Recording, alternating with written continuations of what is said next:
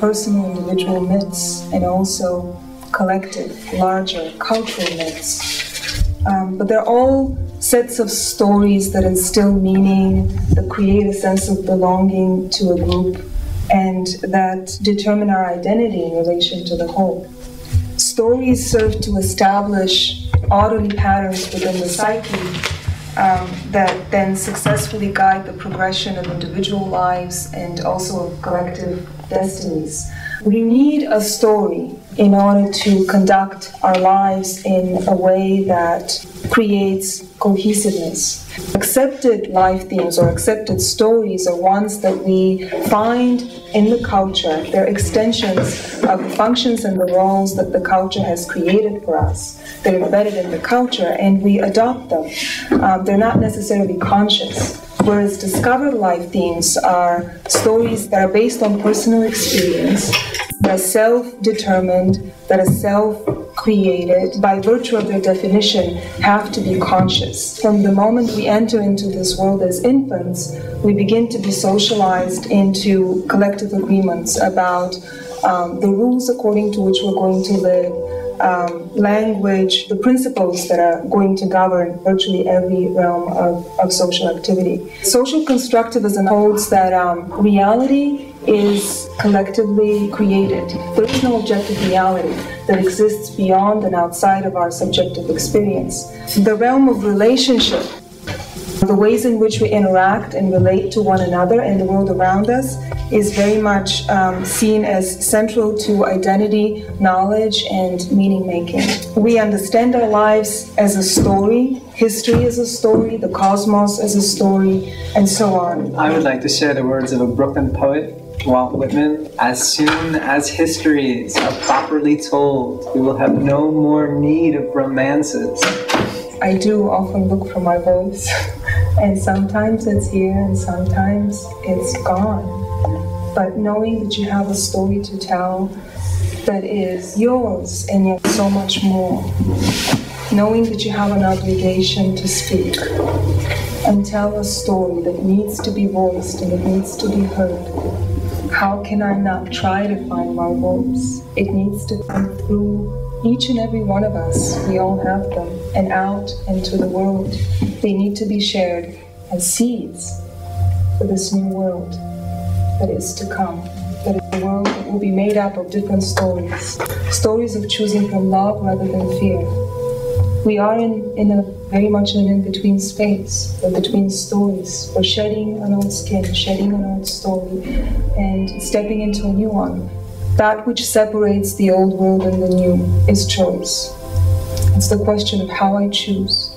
Do I choose out of fear, or do I choose out of love? Choosing out of love means I have to be willing to not know my final destination.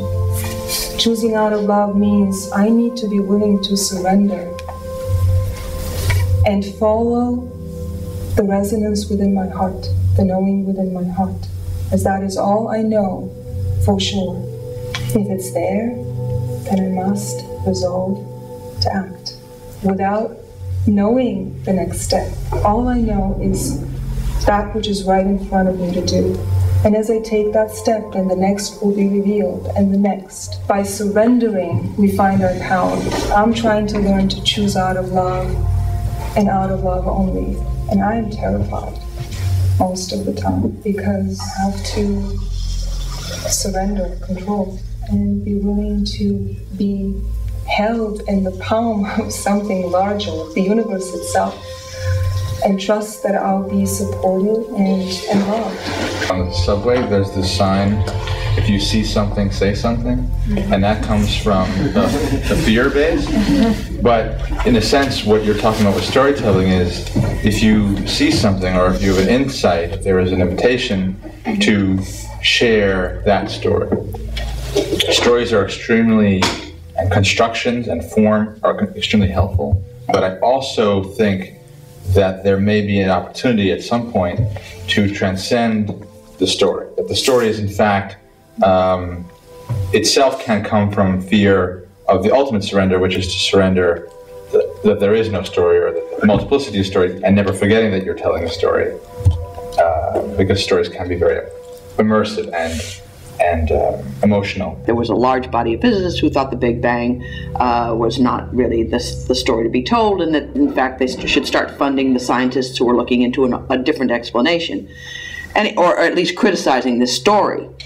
Well, I was so happy to hear that, because the Big Bang had always struck me as somehow religious. It's got a beginning, it's got a middle, it's got an end. That whole theory of the universe was just so story, at least questioning the tremendous human desire, which is the one thing that's consistent among all cosmologies and mythologies and everything, for having a beginning, middle, and an end, a story.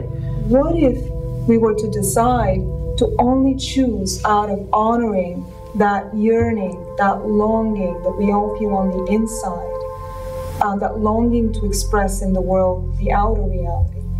What if we were to resolve to choose out of love only rather than fear, moving to something rather than moving away? You know, what would life look like? What would that look like? If I were to just go in a succession, I'm choosing now without knowing what the next step is, because I haven't gotten there yet. So that in that way you don't close yourself off to a possibility that's better than anything you ever could have even imagined, that could have just organically unfolded as a result of you just taking the next step, just the very next step that you know is right, that you know resonates with your higher purpose and the highest good.